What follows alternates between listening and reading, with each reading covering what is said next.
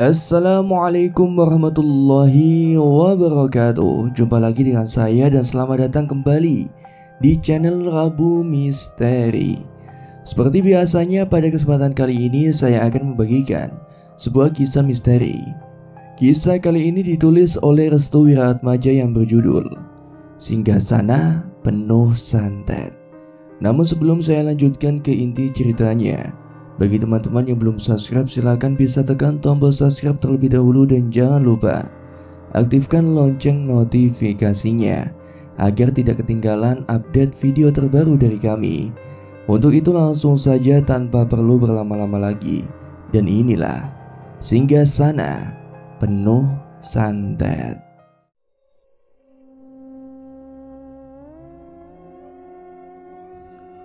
Black Campaign adalah usaha untuk menjatuhkan lawan dengan cara apapun yang berbentuk informasi negatif, baik dengan menyebarkan pamflet, orasi informasi, mulut ke mulut, atau hal yang lain sebagainya. Tujuan dilakukannya Black Campaign adalah untuk menjatuhkan salah satu lawannya. Black Campaign ini menjadi salah satu momok yang sangat menakutkan bagi para petarung perebut singgasana. Pasalnya, seluruh informasi para calon akan disebarkan dan timbul serta merajalelanya fitnah terkait informasi yang tidak benar. Pasalnya dalam Black Campaign ini banyak sekali pihak yang terkait untuk saling menjatuhkan satu sama lain. Selain itu juga, mereka akan melakukan berbagai cara pembaharuan yang lebih mendominasi dan terbukti cepat untuk mematikan lawannya. Di sebuah desa, huru-hara terkait pemilihan kepala desa tersebar dengan cepat. Para calon mulai membagi-bagikan apa yang akan dijadikan sebagai alat pemikatnya. Dari mereka, ada yang membagikan sembako, uang, menjanjikan berbagai hal terkait kesejahteraan, menyelubungi tiap telinga para warganya dengan kata-kata manis, membisiki hati orang-orang yang lemah dan tak berdaya dengan kalimat-kalimat berkat. Semuanya adalah bagian dari berbagai cara untuk menang. Mereka menginginkan satu tujuan, yaitu kemenangan. Jika kemenangan suara warga telah dimiliki, maka akan banyak keuntungan yang didapatkannya sewaktu menempati panasnya di kursi singgasana yang terkenal dengan ajian, pinurut dan pinuturnya. Siapa yang mendengar, mereka harus paham. Siapa yang mendapatkan amanah, mereka harus menjalankan. Singgasana adalah segalanya dalam hidup. Setelah tujuannya para calon kepala desa ke berbagai pelosok tempat di desa itu, banyak dari tim sukses mereka merencanakan berbagai pandangan untuk melakukan Black Campaign. Masing-masing dari mereka menginginkan kemudaratan yang sama, yaitu kehancuran. Kelak nantinya akan ada salah satu pihak yang merasa dirugikan dalam tindakan ini. Tindakan yang mengedepankan hawa nafsu dan keinginan yang liar membuat hati manusia berubah menjadi tirani. Namun bukan berarti politik adalah hal yang kotor dan harus dijauhi. Pak Sastro contohnya, ia adalah seorang calon kepala desa yang terinspirasi cara penyampaian dan memberikan penjelasan kepada para warga dengan cara pendekatan sosial. Sifatnya yang humble dan disukai banyak orang inilah yang menjadikan Pak Sastro dicap sebagai teladan yang baik untuk para warganya. Tak lupa, dari cara penyampaiannya, Pak Sastro benar-benar mengena ke hati. Ia sama sekali tidak pernah menampakkan wajah kesal ketika cemoohan dan makian selalu menjadi tamparan serta makanannya sehari-hari. Di desa tersebut ada 4 calon kepala desa yang akan siap bertanding di 7 hari mendatang.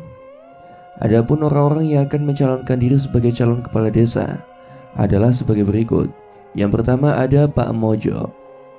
Pak Mojo merupakan anak dari kepala desa sebelumnya yang bernama Ki Mangku. Setelah Ki Mangku lengser, ia menurunkan sebuah ajian yang bernama Ajian Dewa Manik Ajian ini dipergunakan untuk menarik perhatian para warga agar mau memilihnya. Yang kedua ada Pak Sastro. Pak Sastro merupakan orang yang tidak memiliki kemampuan apapun. Namun, dalam ambisinya, Pak Sastro berkeinginan untuk menjadi kepala desa seterusnya. Hal ini dikarenakan ia ingin membersihkan hal-hal yang menyimpang dalam agama. Yang ketiga ada Pak Bayung. Pak Bayung ini merupakan seorang pengusaha yang kaya raya. Baginya, menjadi kepala desa adalah sebuah keharusan, di mana dirinya harus menguasai berbagai sektor yang berpengaruh untuk memperluas lapak usahanya. Yang terakhir ada Pak Hardi Ningrat. Dia belum diketahui terkait asal-usulnya. Banyak warga yang mengira jika Pak Hardi ini bukan orang asli di desanya, namun ayah dari Pak Mojo, yaitu Ki Mangku, sangat menghormatinya. Akan tetapi, belum ada kejelasan yang lebih terkait Pak Hardi ini. Mereka berempat berambisi untuk menempati singgasana terakhir yang seringkali dikatakan sebagai singgasana kemakmuran. Orang yang akan mendapatkan singgasana itu nantinya dia akan menjadi orang yang besar. Namun di sisi lain, dalam perebutan singgasana itu akan banyak lawan yang memiliki berbagai macam cara untuk menang. Kemampuan untuk mendekati warga bukanlah hal yang utama. Yang diutamakan adalah membuat kekacauan dan menjatuhkan kredibilitas seseorang. Jika kredibilitas seorang telah dijatuhkan, maka orang-orang dengan cepat akan berpindah pilihan dan haluan. Pak Sastro ini memiliki dua orang tim ses atau tim sukses. Masing-masing tim ses ini dari Pak Sastro bernama Gunawan dan Pratama. Mereka berdua adalah orang kepercayaan Pak Sastro. Gunawan, Pratama, kita harus memenangkan pemilihan desa ini. Jika jabatan kepala desa jatuh ke tangan yang salah, maka semuanya akan berubah. Kalimat tegas yang diucapkan oleh Pak Sastro nampaknya memiliki dampak yang baik bagi kedua tim sesnya. Gunawan dan Pratama seperti terbakar nyalinya untuk terus memperjuangkan agar Pak Sastro bisa memenangkan pertarungan perebutan singgasana kepala desa bersama dengan beberapa calon kepala desa lainnya. Pasalnya, jika Pak Sastro tidak mengambil jabatan itu, kemungkinan besar desanya akan berantakan. Hal ini dikarenakan ada salah satu calon yang memiliki terah ireng atau keturunan hitam. Orang itulah yang menjadi ancaman utama bagi Pak Sastro. Bukan hanya hal itu, orang-orang di belakang terah ireng itu benar-benar sangat merepotkan. Tidak sedikit dari mereka bermain kotor dengan cara memberikan penyerangan-penyerangan dengan teluh dan santetnya. Karena itulah, ambisi Pak Sastro hanya satu. Ia menginginkan singgasana itu harus didudukinya dan harus ia dapatkan. Sementara itu, lawan yang dikatakan Pak Sastro sedang menyusun rencana. Ia sendiri hendak mengumpulkan seluruh pembantunya untuk menyebarkan berita bohong terkait Pak Sastro. Dia adalah Pak Mojo. Selain dia memiliki kedekatan dengan beberapa orang penting, Pak Mojo juga dikenal oleh banyak orang dengan permainan lidahnya yang sangat apik. Ia mampu membuat orang-orang percaya dengan permainan lidahnya. Ternyata, usut demi usut, Pak Mojo sendiri memiliki sebuah ajian pemikat yang disebut dengan ajian Dewa Manik. Ajian ini dapat membuat orang-orang yang ada di sekitarnya terpesona oleh apa yang dikatakan atau yang dilakukan oleh pemilik ajian tersebut. Umumnya, ajian kadang digunakan ketika hendak belusukan ke setiap rumah warga. Namun faktanya, orang yang memiliki ajian ini juga sering salah digunakan. Mereka menjadikan ajian ini untuk menghasut satu sama lain dan sering menyebarkan fitnah jika yang menggunakannya adalah tipikal orang yang memiliki hati yang jelek. Kebetulan Pak Mojo memiliki ajian ini. Ia mendapatkan ajian ini dari ayahnya Ki Mangku. Sewaktu ayahnya masih menjabat sebagai kepala desa di desanya, Ki Mangku menggunakan ajian ini untuk menarik perhatian warga. Namun setelah Ki Mangku lengser, akhirnya ajian ini pun diturunkan pada anaknya yang bernama Mojo. Untuk sekarang hal yang berbeda akan dipergunakan oleh Mojo. Ia hanya menginginkan satu, yaitu kehancuran sastro. Belum ada alasan mengapa hanya sastro yang menjadi patokan utama untuk dihancurkan terlebih dahulu. Padahal sastro sendiri tidak memiliki ilmu apapun.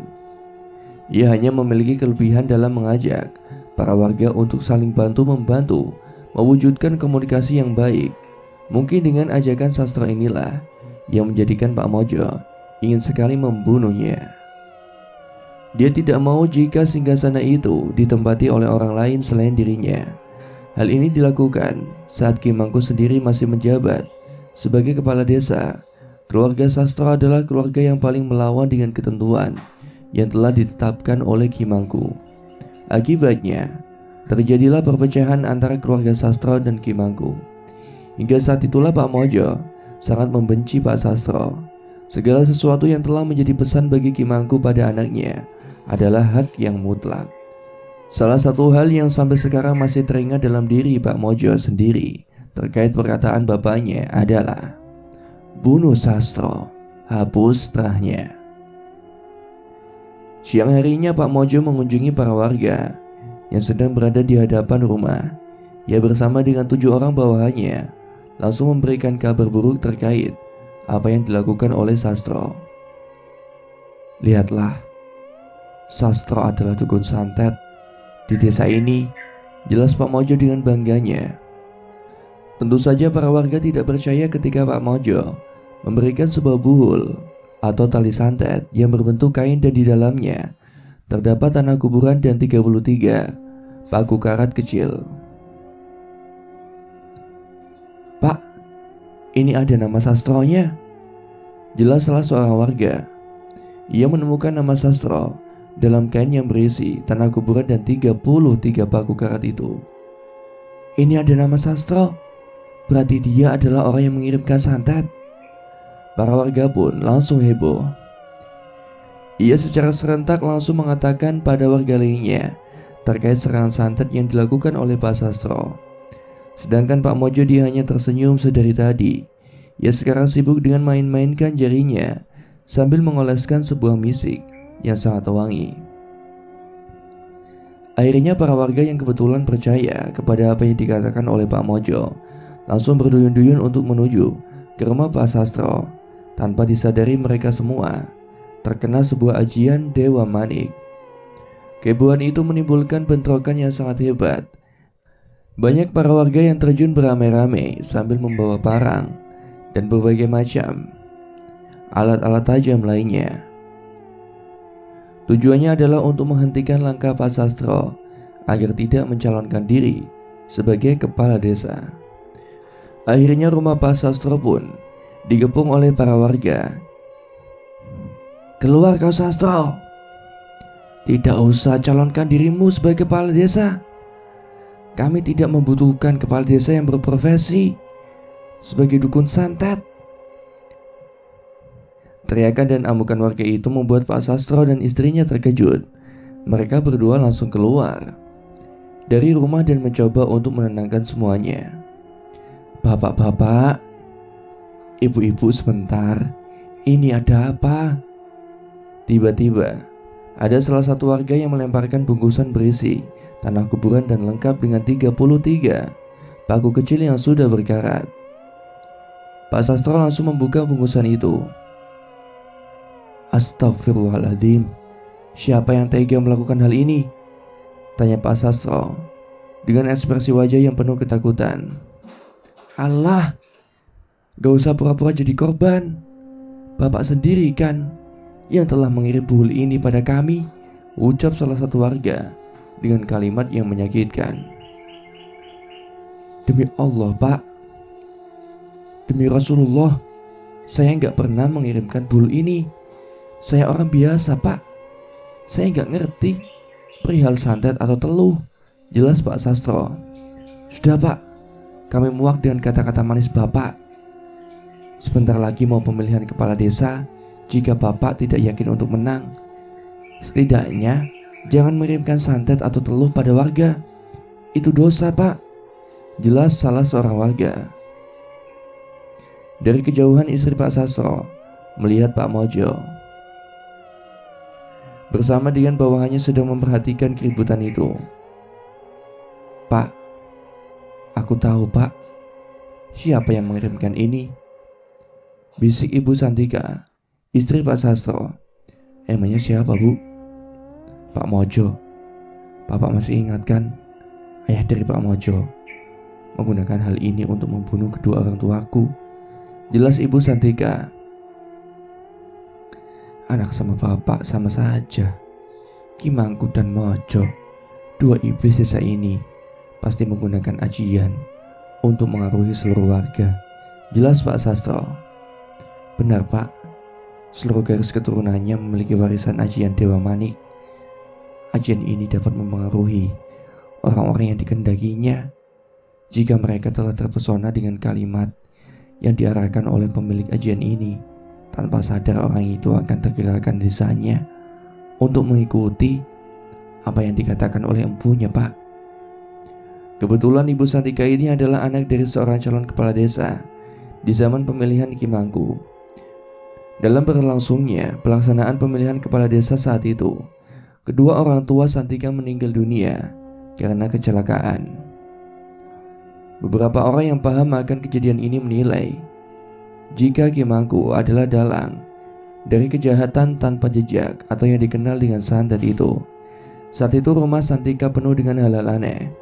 Rumah Santika dipenuhi dengan butiran telur yang sudah hancur dan hanya meninggalkan cangkangnya saja. Dari keluarga Santika, ia memiliki seorang paman yang paham akan hal itu. Namanya adalah Ki Amborowo. Dalam penerawangan Ki Amborowo, serangan itu berawal dari di saat kedua orang tua Santika ingin berangkat untuk menuju ke kantor kepala desa. Tanpa sadar, mereka berdua telah melihat banyak telur ayam yang sudah berada di depan. Awalnya kedua orang tua Santika ini tidak mempedulikannya. Mereka berdua sendiri hanya ingin fokus kepada panggilan yang berasal dari kantor. Namun setelah membiarkan telur-telur itu masih menetap di rumah, tiba-tiba telur itu meledak sendiri. Bersamaan dengan itu, kedua orang tua Santika meninggal dunia. Kepala dari ayah Santika hancur, sedangkan ibu dari Santika, tubuhnya tergencet oleh ban mobil truk yang sangat besar. Perlu beberapa jam untuk mengeluarkan tubuhnya. Santika yang mengetahui kedua orang tuanya telah meninggal dunia itu, ia pun langsung mengasah pisaunya. Air matanya memang menetes deras di pipi, namun ia sendiri tidak ingin jika kesedihannya terlalu berlarut-larut. Tujuan dan targetnya sekarang hanyalah satu. Santika ingin membunuh Kimangku dengan tangannya sendiri. Semenjak saat itulah, Santika membenci seluruh keturunan atau terah dari Kimangku. Sepeninggalan Kimangku sudah wafat, kini muncul lagi iblis yang suka menyebarkan fitnah yang bernama Mojo. Sifat keduanya tidak jauh berbeda. Mereka berdua sama-sama ingin menjatuhkan dan menghancurkan keluarga Santika dan juga Sastro. Setelah mengetahui keributan itu, Pak Mojo secara perlahan meninggalkan lokasi. Ia kembali ke rumahnya bersama dengan bawahannya yang sangat mengerikan. "Pak Sastro, jika Bapak tidak mengaku, kami akan membakar rumah Bapak." "Astagfirullah Pak. Saya dan istri tidak tahu menahu apa-apa Pak. Kami berdua tidak tahu hal tersebut." Tiba-tiba angin berhembus dengan kencang. Angin ini sangat dikenali oleh Santika. Kedatangannya sangat terasa bagi Santika. "Pamanku datang." Dari kejauhan datanglah seorang pria berusia 57 tahun dengan mengenakan baju luriknya. Dia adalah Ki Amborowo, orang yang sangat disegani di desa. "Assalamualaikum." Ki Amborowo langsung menepuk pundak para warga. Ajaibnya, hal yang di luar nalar pun terjadi. Para warga mulai sadarkan diri. Beberapa dari mereka bahkan terkejut di saat mereka sudah berhadapan dengan Ki Amborowo. "Kalian sudah sadar?" "Sembah hormat pada Ki Amborowo," ucap salah seorang warga. "Pergilah, lanjutkan pekerjaan kalian." "Baik Ki." Para warga pun kembali ke rumahnya masing-masing dengan wajah yang penuh kebingungan. Saking hebatnya ajian itu, bisa-bisa orang yang tidak kuat mereka akan terkena efeknya sampai mual dan muntah-muntah. Berkat Ki Ambarawa semua pertikaian itu telah berhenti. Para warga kembali ke rumahnya masing-masing. Hanya saja masih banyak pertanyaan yang tidak bisa dijelaskan saat itu. Terlebih lagi dengan kedatangan Ki Ambarawa ke rumah Santika ini seperti memberikan pertanda bahwa keadaan sedang tidak baik-baik saja. Ki, ucap Sastro, dalam pemilihan desa di kampung ini, mengalirnya darah dan berjatuhannya para korban adalah hal yang lumrah. Mereka tidak akan menyerah sebelum posisi kekuasaan berada di tangannya. Tak heran jika mereka akan melakukan apapun demi mewujudkan ambisinya. Ki Ambarawa meminta pada Sastro untuk menjaga keluarganya. Kali ini mereka akan dihadapkan oleh serangan-serangan aneh yang mungkin saja bisa membunuh mereka dalam hitungan detik. Pemilihan kepala desa akan jatuh beberapa hari lagi. Banyak para warga yang berbisik-bisik pada warga lainnya terkait para calon kepala desa yang mereka pilih. Tidak sepantasnya para warga membanding-bandingkan satu sama yang lain antara calon kepala desa yang satu dengan yang lainnya. Namun inilah kenyataannya, mereka memiliki prosedur pilihannya masing-masing. Gunawan dan Pratama yang merupakan tim ses dari Pak Sastro terus mengaungkan ke tiap tempat di desa itu agar mau memilih Pak Sastro. Dimulai dengan cara pengenalan terhadap siapa itu Pak Sastro, hingga sampai ke visi dan misi yang ingin dicapai oleh Pak Sastro ketika dirinya akan menjadi kepala desa di desa itu. Ternyata apa yang dilakukan oleh Gunawan dan juga Pratama itu diketahui oleh Pak Bayung. Dia merupakan salah seorang calon kepala desa yang dikenal sebagai saudagar kaya raya di desa itu. Pak Buyung yang memiliki niat jahat pun memerintahkan pada anak buahnya untuk menghentikan apa yang dilakukan oleh Gunawan dan Pratama. Namun dengan cara yang tidak biasa, mereka menginginkan sesuatu yang tidak bisa diketahui oleh banyak orang, yaitu dengan cara menyantetnya tepat di hari sebelum pemilihan itu berlangsung. Dengan bantuan dukun dari desa sebelah yang dikenal dengan kanuragan yang dahsyat, Pak Buyung pun membayar sebanyak apapun asalkan dua tim ses dari Pak Sastro ini meninggal dunia. Pak Buyung tidak mau jika Pak Sastro menjadi kepala desa, apalagi dengan yang dilakukan oleh tim sesnya. Pak Buyung merasa ketar-ketir dengan cara pendekatan yang dilakukan oleh kedua tim ses dari Pak Sastro itu. Alhasil, penggambaran yang dilakukan oleh Pak Bayung terhadap dua tim ses dari Pak Sastro ini bagaikan hama yang mengganggu ambisinya. Karena itulah Pak Buyung beserta dengan anak buahnya mendatangi seorang dukun hanya untuk membunuh dan melenyapkan dua tim ses itu dari Pak Sastro. Konon dukun itu mampu menghancurkan atau membunuh seorang hanya dalam waktu beberapa jam saja. Namun resiko yang ditanggung oleh si dukun itu sendiri sangatlah besar. Tatkala Pak Buyung datang ke tempat dukun itu meminta beberapa syarat yang diinginkannya sebelum diberlangsungkannya ritual penyantetan untuk kedua tim ses dari Pak Sastro. Namun ternyata ada sesuatu yang tidak diketahui oleh Pak Buyung sendiri. Jika santet ini digagalkan oleh orang lain, santet ini bisa saja mengenai si dukun itu dan menyebabkan hal yang tidak masuk akal hingga meninggal dunia. Lalu mengapa akibatnya bisa seperti itu? Salah satu akibat yang sangat berdampak pada si dukun adalah dukun itu bisa saja akan mendapatkan serangan yang sama ketika orang yang diserangnya memiliki dasar yang kuat atau keimanan yang kokoh. Aku akan membayar apapun dan berapapun dan bagaimanapun syaratnya, asalkan kedua tim ses dari Pak Sastro ini meninggal dunia, Ki. Dukun itu mengabulkan apa yang menjadi permintaan dari Pak Buyung. Namun sebagai syarat utama, Pak Buyung harus memberikan mahar dan melakukan sebuah ritual yang nantinya akan digunakan untuk proses dari penyerangan santet dalam beberapa jam itu. Mahar yang diminta oleh dukun itu sangatlah besar. Dukun itu meminta uang hingga belasan juta rupiah. Lalu dengan persyaratan yang diminta oleh dukun itu, Pak Buyung diminta olehnya untuk memberikan benda kepemilikan dan juga hal yang lainnya berkaitan dengan korban yang akan dijadikan media santet dari dukun itu. Di sini Pak Buyung mulai kebingungan. Ia tidak tahu harus bagaimana caranya agar dirinya bisa mendapatkan kedua benda yang dimiliki oleh Gunawan dan Pratama.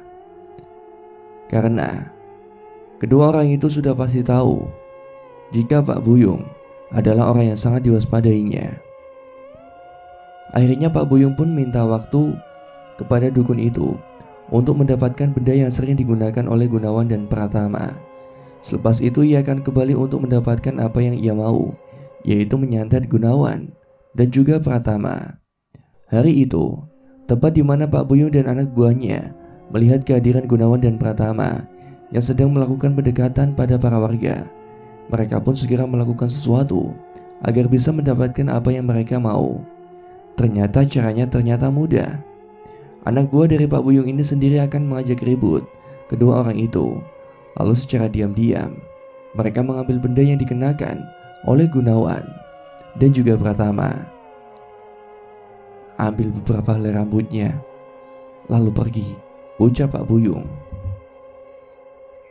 Akhirnya beberapa anak buah dari Pak Buyung itu segera menuju ke tempat Gunawan dan juga Pratama. Mereka berdua langsung mengajak ribut Gunawan dan juga Pratama dengan embel-embel yang tidak jelas. Awalnya para warga mampu untuk membendung kerebutan itu, namun ternyata Gunawan dan juga Pratama tersulut api emosi. Mereka berdua pun akhirnya melayani apa yang diinginkan oleh anak buah dari Pak Buyung. Dengan begitu perkelahian pun akhirnya pecah. Gunawan dan juga Pratama mengungguli anak buah dari Pak Buyung, namun bukan itu yang dicari oleh anak buah Pak Buyung. Mereka semua hanya menginginkan beberapa helai rambut dari kepala Gunawan dan Pratama. Dengan begitu misinya akan selesai. Setelah anak buah dari Pak Buyung ini berhasil mengambil beberapa helai rambut dari Gunawan dan Pratama, mereka pun langsung lari terbirit-birit. Gunawan dan juga Pratama merasa kesakitan di bagian kepalanya ketika para anak buah dari Pak Buyung itu menjambaknya dengan cengkraman yang sangat kuat, hingga beberapa rambut dari kepalanya tercabut dengan paksa. Pak Buyung pun memantau dari kejauhan. Ia ingin melihat apakah yang dilakukan oleh anak buahnya itu berhasil. Dan ternyata perkiraan dari Pak Buyung yang benar. Anak buahnya berhasil mendapatkan rambut dari Gunawan dan juga Pratama. "Pak, kami berhasil mendapatkannya, Pak." Rencana tetaplah rencana. Apa yang dilakukan oleh Pak Buyung memang sangat beresiko. Pasalnya dengan melakukan hal itu tanpa sengaja, mereka telah melakukan hal yang sangat kotor dan membuat para warga enggan memilihnya. Namun bukan itu saja. Pak Sastro juga Ki Ambarawa menjadi waspada terkait apa yang akan direncanakan oleh Pak Buyung, sampai-sampai ingin membuat keributan besar yang membuat warga menjadi mulai kurang percaya dengan pemilihan kepala desa itu. Di sore hari menuju gelap, Pak Sastro melihat Gunawan dan Pratama sedang terduduk depan rumahnya. Sembari menundukkan kepalanya, Pak Sastro tahu mereka berdua sebenarnya tidak ingin terlalu tersulut emosi. Namun jiwa mudanya yang berada di dalam diri mereka memberontak dengan sendirinya. "Sudah, lupakanlah masalah itu. Sekarang perbaiki diri dan tetap mendekati para warga agar nanti semuanya akan terbuka dengan sendirinya," ujar Pak Sastro. Gunawan dan Pratama akhirnya bisa tersenyum kembali. Mereka berdua mengucapkan rasa syukur yang paling dalam karena sifat dari Pak Sastro ini mereka benar-benar menenteramkan hati mereka berdua yang sedang dalam kondisi yang kurang baik. Akan tetapi berbeda dengan Ki Ambarawa, dia mendapatkan sesuatu yang janggal. Karena Gunawan dan Pratama tidak babak belur, hanya saja keduanya seringkali memegangi kepalanya. "Kenapa dengan kepala kalian berdua?" tanya Ki Ambarawa. "Rambut kami dijambak oleh anak buah dari Pak Buyung, Ki." "Mereka tidak mengajar kalian?" tanya Ki Ambarawa. "Tidak, Ki. Mereka hanya mengincar kepala kami berdua." Ki Ambarawa tahu ada sesuatu yang tersimpan dan terencanakan oleh Pak Buyung hingga menyuruh anak buahnya hanya untuk mengambil rambut dari Gunawan dan Pratama. "Mereka memiliki rencana," ucap Ki Ambarawa. "Rencana apa, Ki?" "Malam ini mereka berdua tidak boleh kemana-mana." "Memangnya kenapa, Ki?" akan ada serangan dahsyat. Malam itu juga Pak Buyung segera membawa beberapa helai rambut untuk menuju ke dukun itu. Pak Buyung tidak ingin kesempatannya akan hancur karena telatnya waktu yang diinginkannya. Sesampainya di tempat dukun itu, Pak Buyung pun segera menyiapkan mahar dan 2 benda yang diinginkan oleh dukun itu. Ia kemudian memberikan benda itu pada dukun itu. "Ini mahar yang kau minta," ucap Pak Buyung. "Apakah semuanya sudah selesai?" tanya dukun itu. "Sudah." "Berapa lama santet ini akan dilayangkan?" "Malam ini juga santet ini akan menyerang kedua target itu." Mendengar jawaban dari dukun itu, Pak Buyung pun hanya tersenyum seorang diri.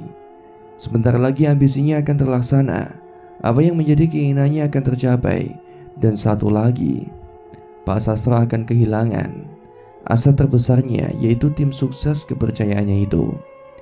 Setelah menyerahkan kedua benda itu, dukun itu langsung melakukan sebuah ritual dengan mengaitkan usus babi lalu dikaitkan dengan kedua benda itu. Lalu benda itu ditenggelamkan ke sebuah mangkuk yang berisi darah. Setelah 1 jam proses tersebut dilakukan, akhirnya dukun itu berkata pada Pak Buyung dengan nada bicara seperti orang kelelahan, "Tunggu sampai esok hari. Mereka semua akan mati." Pak Buyung mulai curiga apa yang terjadi. Mengapa dukun itu seperti kesulitan untuk menyantet Gunawan dan Pratama? Apakah ada sesuatu yang membuat dukun itu merasa ganjal dan kesulitan? Sementara itu, Ki Ambarawa sedang melakukan persiapan. Dia tahu ada sesuatu yang hendak menyerang Gunawan dan Pratama pada malam itu juga. Karena itulah Ki Ambarawa melarang kepada keduanya untuk pulang ke rumah. "Kalian tahu mengapa anak buah dari Pak Buyung tidak mau memukuli kalian berdua?" Pertanyaan itu sulit dijawab oleh Gunawan dan Pratama. Mereka berdua tidak bisa menebak apa yang dipikirkan oleh Ki Ambarawa. Yang masih menjadi pertanyaan mereka berdua adalah, mengapa anak buah dari Pak Buyung hanya mengambil rambutnya saja? "Kami tidak tahu, Ki," ucap Pratama. Ki Ambarawa menghela napas panjangnya. Ia kemudian menatap Sastro yang sempat kebingungan dengan pertanyaan yang dilontarkan oleh Ki Ambarawa pada keduanya. "Mereka sedang merencanakan sesuatu," ucap Ki Ambarawa. "Suatu apa, Ki?" "Penyerangan santet." Bersamaan dengan itu, Ki Ambarawa melihat gugusan cahaya yang hendak mendatangi rumah Pak Sastro. Ia pun segera menyuruh pada yang lainnya untuk masuk ke dalam rumah, karena santet yang baru saja dikatakan olehnya baru saja menyerang. "Masuk ke dalam rumah cepat, berlindung di bawah meja atau apapun." Mendengar hal itu, mereka pun segera bersembunyi di bawah meja ataupun benda lainnya yang menghindari serangan yang dimaksud oleh Ki Ambarawa itu. Sedangkan Ki Ambarawa dia segera mengambil ancang-ancang untuk menghentikan santet itu. Ia tahu santet ini tidaklah jenis santet yang besar, namun bisa saja membuat kecelakaan bagi targetnya dan membuat meninggal dunia dalam hitungan jam saja. Tak berselang lama terdengar sebuah ledakan besar dari luar. Pak Sastro pun menunggu aba-aba sampai Ki Ambarawa menyuruh mereka untuk keluar. Sampai akhirnya Ki Ambarawa masuk ke dalam rumah dengan wajah yang penuh dengan keringat. Pak Sastro dan yang lainnya sempat terkejut tatkala Ki Ambarawa menampakkan wajah kusutnya pada mereka. "Ki," tanya Pak Sastro, "mereka menyerang Gunawan dan juga Pratama, namun mereka juga akan menanggung akibatnya sendiri dari apa yang mereka lakukan. Jadi santet itu dari Pak Buyung, Ki?" tanya Pak Sastro. "Mereka bermaksud membunuh kedua tim sesmu." Semenjak saat itu, Ki Ambarawa menyuruh pada yang lainnya untuk berhati-hati. Mereka harus selalu waspada terkait apa yang berada di sekitarannya. Belum ada kabar yang baik terkait pemberitaan dari Pak Sastro dan nasib dari kedua tim sesnya. Pak Buyung masih menunggu kabar itu, akan tetapi keanehan pun mulai terjadi. Tiba-tiba tubuh Pak Buyung mengalami panas dingin tidak jelas. Tepat di keesokan harinya, Pak Buyung mulai khawatir. Ia mulai berpikiran jika santet itu tidak akan mempan pada Gunawan dan Pratama, namun malah menyerang pada dirinya sendiri. Terlepas dari apa yang akan terjadi pada dirinya itu, ia mengingatkan akan sesuatu. Jika santet itu tidak mempan pada korbannya, itu artinya santet itu menyerang balik pada orang yang melakukannya dan orang yang berada di balik penyerangan santet itu. Pak Buyung tak bisa berbuat apa-apa. Dia pun memutuskan untuk pulang ke rumah dan beristirahat agar tubuhnya kembali lagi seperti sedia kala. Namun saat dirinya tertidur, tiba-tiba ia bermimpi sesuatu. Pak Buyung bermimpi jika dirinya dikejar-kejar oleh pocong yang wajahnya sangat mengerikan. Pocong itu terus mengejar Pak Buyung sampai dirinya merasa lelah. Untungnya saat itu juga Pak Buyung langsung terbangun dari tidurnya. Namun teror belum usai. Saat dirinya memegangi hidungnya, tiba-tiba ada cairan yang keluar dari hidung Pak Buyung. Ternyata Pak Buyung mengalami mimisan. Bukan hanya itu, dari telinganya juga keluar darah yang mengalir secara perlahan. Tubuh Pak Buyung tiba-tiba melemah seketika. Bersamaan dengan itu dia melihat sebuah lemari yang ada di kamarnya bergerak-gerak dengan sendirinya. Sepertinya dalam lemari itu ada sesuatu. Pak Buyung yang penasaran, ia mencoba untuk bangkit dan membuka lemari itu. Akan tetapi ketika dirinya berhasil membuka pintu lemari itu, tiba-tiba dari dalam muncul sosok berwarna putih lusuh. Bau yang sangat busuk dan menampakkan wajah yang begitu mengerikan. Pocong! Pocong itu memasang wajah yang penuh amarah. Kehadiran pocong itu bukan tanpa alasan. Artinya, Pak Buyung menjadi target utama setelah kegagalan santet itu menyerang pada korbannya. Pocong itu hanya bergerak-gerakan kepalanya sambil mengeluarkan darah dari mulutnya. Pak Buyung pun langsung keluar dari kamar untuk menghindari pocong itu. Dia kemudian bergegas untuk meminta bantuan. Sampainya di rumah dukun itu, Pak Buyung langsung menjelaskan terkait apa yang baru saja terjadi pada dirinya. "Mbah, tolong mbah. Saya diteror pocong hari ini. Hidung saya juga mimisan mbah. Telinga saya juga keluar darah. Tolong mbah, apa yang terjadi mbah dengan saya?" tanya Pak Buyung. Dukun itu tidak bisa mengatakan apa-apa. Ia juga sudah angkat tangan terkait apa yang terjadi dengan Pak Buyung. Menurut dukun itu, pocong yang akan dikirimkan untuk membunuh Gunawan dan juga Pratama tidak terima karena keduanya tidak mampu untuk menembus ke rumah keduanya. Dengan begitu pocong itu malah balik menyerang Pak Buyung karena dinilai sebagai orang yang berada dalam kesepakatan yang dijanjikannya. Dukun itu meminta pada Pak Buyung untuk segera pulang ke rumah. Dia tidak mau jika pocong itu juga akan menyerang balik dukun itu. Kekecewaan yang dirasakan oleh Pak Buyung sangat tampak jelas tergambarkan dari wajahnya. Ia kemudian keluar dari rumah dukun itu sembari membanting pintu rumah. Pak Buyung pun kembali ke rumahnya dengan hati yang penuh dengan amarah. Pasalnya ia gagal menjatuhkan Pak Sastro dan gagal juga untuk membunuh kedua tim ses dari Pak Sastro sendiri, yaitu Gunawan dan Pratama. Kini dia menjadi sasaran dari serangan yang dilakukan oleh sosok pocong yang awalnya menyerang Gunawan dan Pratama. Sampainya di rumah, Pak Buyung pun segera beristirahat. Namun saat dirinya ingin membuka pintu kamar, tiba-tiba Pak Buyung mendengarkan suara aneh yang berasal dari dalam kamarnya. Saat dimana Pak Buyung membuka pintu, tiba-tiba tepat di kasurnya sudah terduduk sosok pocong. Sembari menundukkan kepalanya, Pak Buyung pun langsung lari dari tempat itu dan meminta bantuan pada para warga terkait kemunculan pocong yang ada di rumahnya itu. Namun sayangnya, tak ada satupun warga yang ingin membantu Pak Buyung. Para bawahnya juga menolak ketika diminta oleh Pak Buyung untuk bantuannya. Mereka semua tidak ingin teror yang sama mengenai pada diri mereka masing-masing. Keadaan semakin kacau. Pak Buyung segera kembali ke dukun itu. Namun saat dirinya tiba di rumah itu, Pak Buyung tidak menemui dukun itu di sekitar rumahnya. Ternyata usut demi usut dukun itu telah melarikan diri dari desanya untuk menghindari teror yang sama. Pak Buyung mulai kebingungan. Ia tidak tahu harus bagaimana untuk meminta bantuan pada siapa. Teror pocong itu terus-menerus menghantui dirinya hingga membuat Pak Buyung menjadi stres dan tidak masuk akal. Padahal pemilihan calon kepala desa akan hadir beberapa hari lagi. Pikiran dari Pak Buyung tidak bisa menjadikan dirinya menjadi lebih baik. Setiap harinya, Pak Buyung mendapatkan teror yang mengerikan dari sosok pocong itu. Dia bahkan seringkali berteriak ketakutan hingga membuat dirinya menjadi korban dari teror itu sendiri.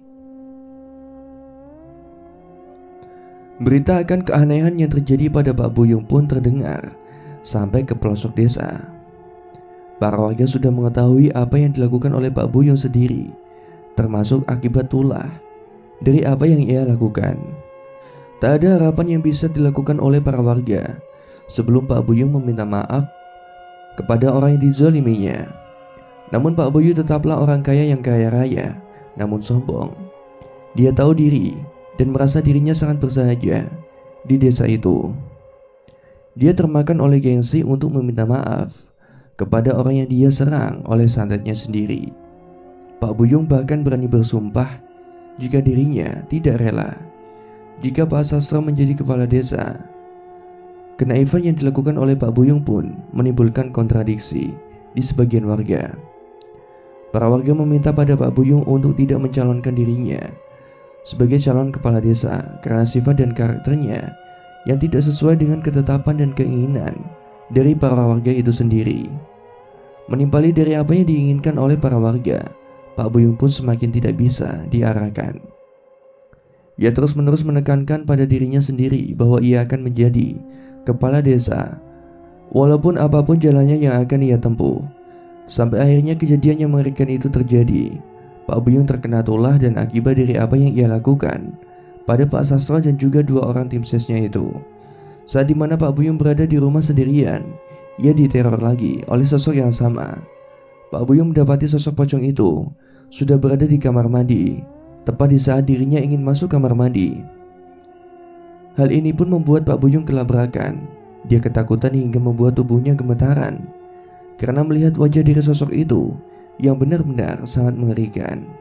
Pak Buyung pun mencoba untuk bergerak dan melarikan diri dari kamar mandi. Namun sayangnya, takdir berkata lain.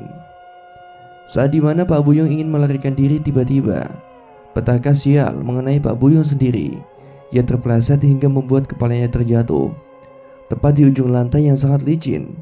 Darah mulai berkucur dan terus bercucuran dengan derasnya. Tidak ada satupun orang yang menolong Pak Buyung hingga maut menjemputnya. Pak Buyung meninggal dunia tepat di hari pemilihan kepala desa karena atas ulahnya sendiri.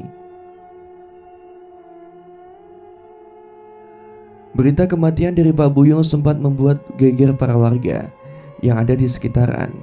Mereka tidak percaya jika Pak Buyung sendiri menjadi korban pertama dari keganasan santet yang menyerangnya. Belum ada kepastian yang pasti penyebab dari kematian Pak Buyung, namun rumor atas kematian yang tidak wajar itu menjadi topik panas akan pemilihan kepala desa yang akan berlangsung beberapa hari lagi. Namun atas kematian dari Pak Buyung itu, banyak orang-orang yang mengira bahwa keterkaitan santet yang berada di atas kematiannya sangat berperan besar. Karena itulah para warga sempat berhati-hati agar teror yang sama tidak menyerang mereka semua. Ki Ambarawa yang tahu akan penyebab kematian dari Pak Buyung hanya terdiam.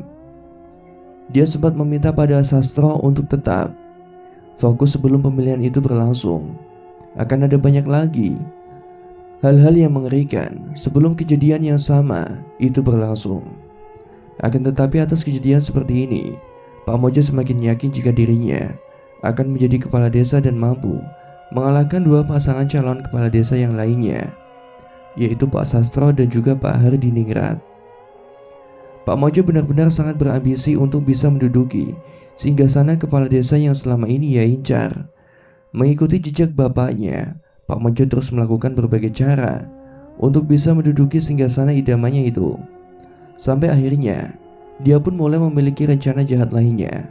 Namun kali ini, dia hanya mengincar satu persatu dari apa yang sudah direncanakan. Pak Mojo berniat untuk menyerang Pak Hardiningrat dan mencoba untuk bisa mengalahkan satu persatu calon kepala desa yang lainnya. Pak Mojo tahu jika mengalahkan Pak Sastro itu tidak mudah. Ia sangat meyakini jika peran Ki Ambarawa sangatlah besar, hingga mampu membuat dinding pembatas dari segala serangan yang ingin ia lakukan pada Pak Sastro. Karena itulah Pak Mojo bermaksud untuk menyerang Pak Hardiningrat sebelum pemilihan itu berlangsung. Di suatu malam, tepat saat di mana Pak Hardiningrat sedang bersama dengan istrinya yang sedang tidur, mereka berdua mendengar suara aneh yang berasal dari atap rumahnya. Kali itu mereka berdua mengira suara itu adalah suara tikus yang seringkali berlarian dari genteng rumahnya. Namun semakin malam, suara itu semakin aneh. Suara tikus itu terdengar seperti suara dibuat-buat oleh seorang yang terkesan sangat mengerikan. Pak Hardiningrat pun akhirnya terbangun dari tidurnya. Dia kemudian pergi keluar kamar untuk mengecek apa yang ada di sekitarnya. Saat dia keluar dari kamar, Pak Hardiningrat mencium bau yang busuk yang berasal dari sekitar ruangan itu. Bau busuknya sangat persis seperti bau bangkai tikus yang sering ia dapatkan di sekitar rumahnya. Karena penasaran, Pak Hardiningrat pun akhirnya mencari sumber bau itu. Dia kemudian menyisiri tiap ruangan dan sudut yang ada di rumahnya. Akan tetapi, keanehan pun terjadi saat dirinya merasa ada suatu cairan yang menetes dari atap bagian rumahnya. Tetesan itu tepat mengenai wajahnya. Apa ini? Pak Hardiningrat mencium cairan itu dan ternyata cairan itu adalah darah yang tercampur dengan nanah. Astagfirullah. Perlahan Pak Hardiningrat menatap ke atas dan hal yang mengerikan pun terjadi. Di atap rumahnya Pak Hardiningrat melihat sosok pocong yang sedang duduk sembari meneteskan darah dan nanah dari wajahnya. Pak Hardiningrat pun langsung masuk ke dalam kamarnya. Ia segera membangunkan istrinya setelah ia melihat pocong itu. Semenjak teror itu berlangsung, Pak Hardiningrat tidak nafsu makan. Ia lebih memilih untuk berdiam diri dalam kamarnya. Istrinya berusaha untuk membuat Pak Hardiningrat untuk sembuh seperti sedia kala. Namun semakin hari, fisik dari Pak Hardi semakin memburuk.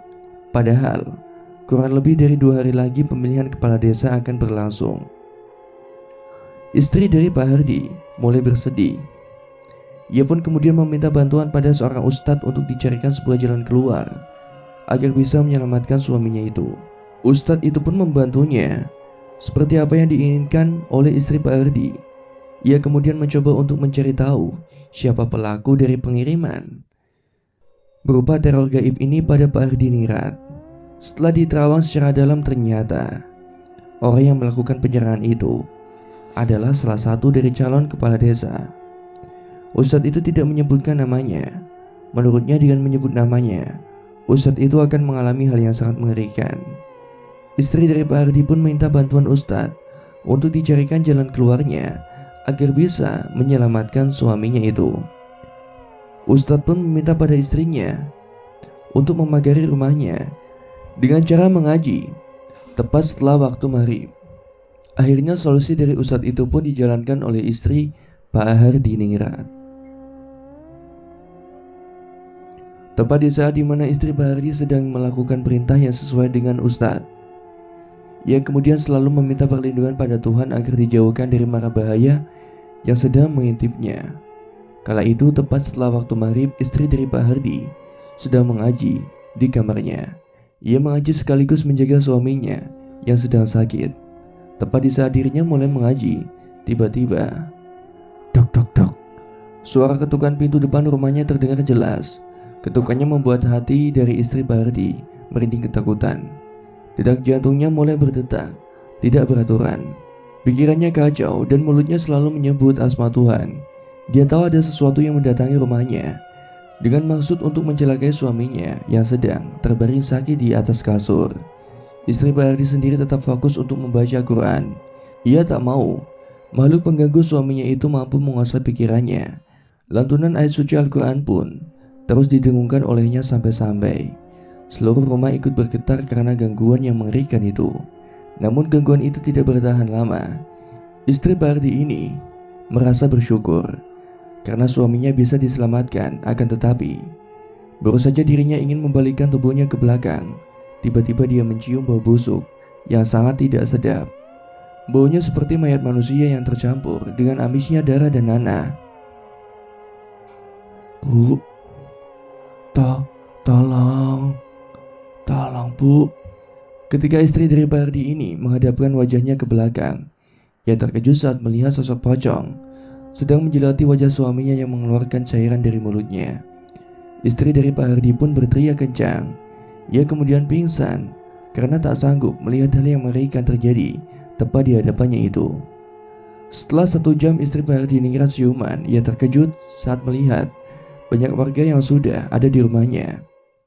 Ia kemudian menanyakan apa yang sudah terjadi dengannya. Tiba-tiba ada salah seorang warga yang mengatakan jika Pak Hardi ningrat meninggal dunia setelah dirinya menabrakkan kepalanya ke tembok hingga pecah.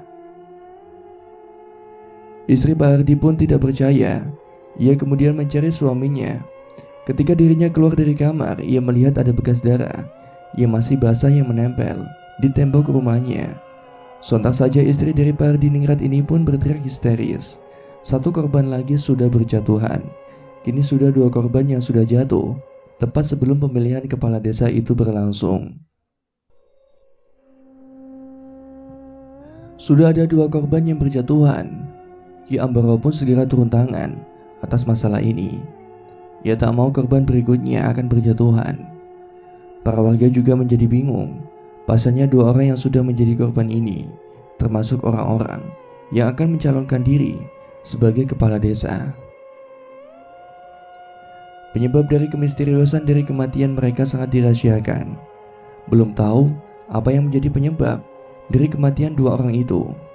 Akan tetapi melihat dari kematian aneh yang terjadi pada Pak Bayung dan juga Pak Hardi, berarti ada pihak lain yang tidak menginginkan jika salah satu dari keduanya akan menjadi kepala desa. Tepat saat pemilihan kepala desa berlangsung, para warga dihadapkan oleh 2 pasangan yang siap memimpin desa mereka. Ada Pak Sastro dan Pak Mojo. Keduanya adalah 2 calon kepala desa yang tersisa. Para warga kemudian memilih salah satu di antara keduanya. Sampai akhirnya, setelah semuanya sudah usai, pemungutan suara pun dilakukan. Di saat pengumuman pemilihan kepala desa, suara dari Pak Sastro mencapai 60% dari keseluruhannya. Pak Sastro dinyatakan menang dan akhirnya menduduki diri sebagai kepala desa. Namun ternyata kemenangan itu tidak diterima oleh Pak Mojo. Alasannya, karena Pak Sastro main curang dengan memberdayakan seluruh warga menggunakan ilmu santet yang dia dapatkan dari seorang dukun. Berbagai fitnah pun benar-benar terjadi. Pak Mojo masih belum terima akan keputusan jika Pak Sastro pemenangnya. Dia terus mengarahkan berbagai macam cemoohan dan fitnah kepada Pak Sastro. Namun semuanya menjadi usai. Pak Sastro tetap menjadi orang yang terpilih sebagai kepala desa. Seluruh warga pun meyakini jika Pak Mojo melakukan hal itu karena iri dirinya tidak terpilih menjadi kepala desa. Setelah keributan itu usai, beberapa hari kemudian Pak Sastro pun dilantik menjadi seorang kepala desa. Atmosfer kemenangan terasa saat itu. Pak Sastro bisa menggandeng istri dan anaknya untuk memasuki kantor ruang kepala desa. Berbagai ucapan selamat pun diarahkan untuk Pak Sastro. Namun tak ada yang tak mungkin jika posisi Pak Sastro tidak disuakai.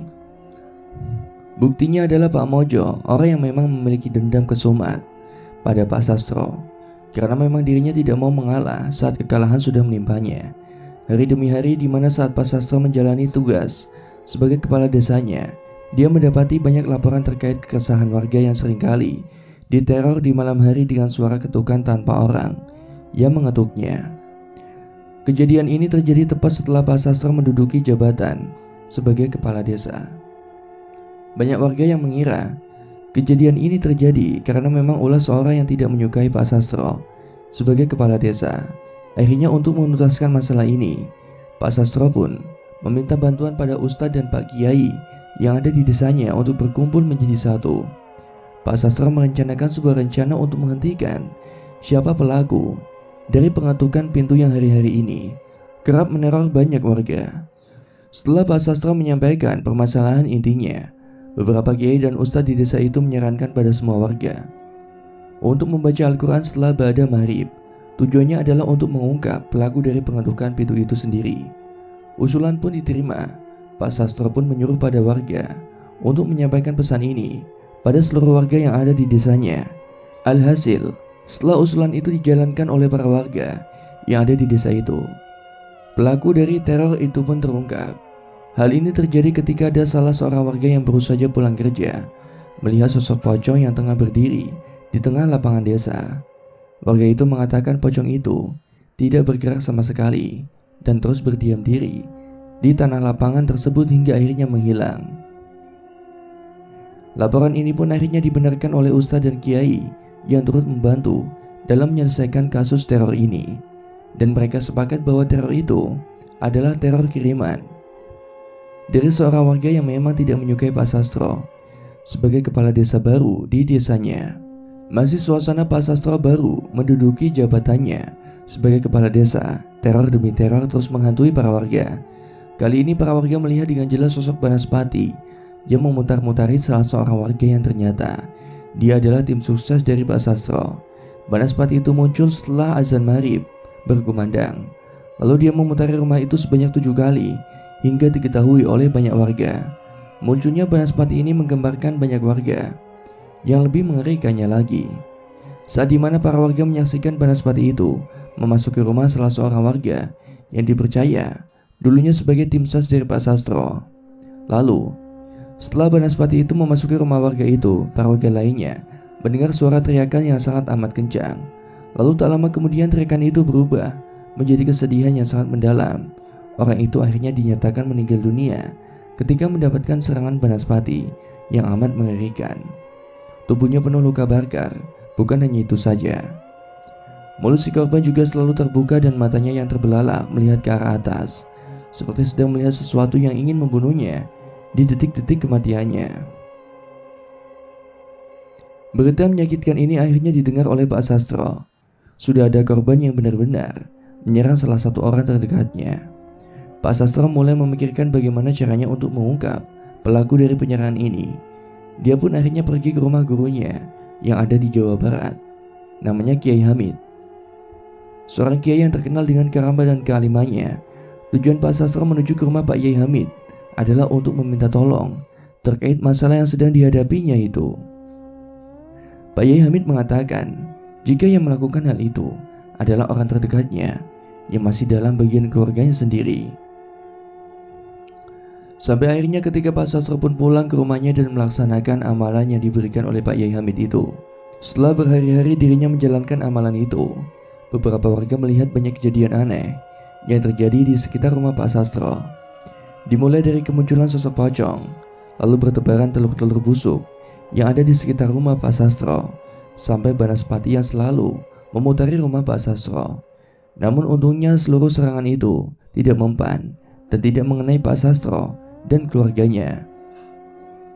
Hingga akhirnya saat sudah memasuki 1 minggu Pak Sastro menjalankan amalan itu, dia mendapati sebuah kabar bahwa ada sebuah rumah yang terbakar dengan sendirinya tanpa sebab yang jelas. Ternyata rumah itu adalah rumah milik Pak Mojo, orang yang masih ada ikatan keluarga dengan Pak Sastro sendiri. Seluruh harta milik Pak Mojo pun ludes terbakar.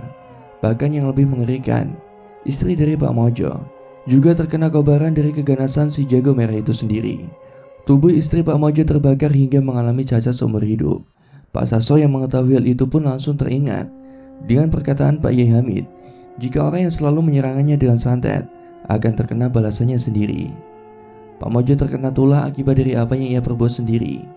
Semenjak kejadian terungkapnya Pak Mojo sebagai pelaku dari penyerangan santet, para warga pun mulai geram dan mengusirnya dari desa.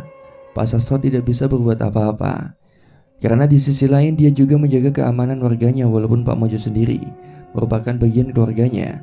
Akhirnya setelah Pak Mojo diusir, tidak ada lagi kejadian-kejadian yang janggal yang menyerang Pak Sastro ataupun pada warga-warga lainnya. Dan yang dikatakan oleh Pak Kiai Hamid itu benar. Siapa yang melakukan perbuatan jahat, dia sendiri akan terkena tulahnya. Wallahu a'lam bishawab. Demikianlah kisah yang dapat saya sampaikan. Semoga bisa bermanfaat untuk kita semua. Terima kasih dan sampai jumpa di episode selanjutnya. Wassalamualaikum warahmatullahi wabarakatuh.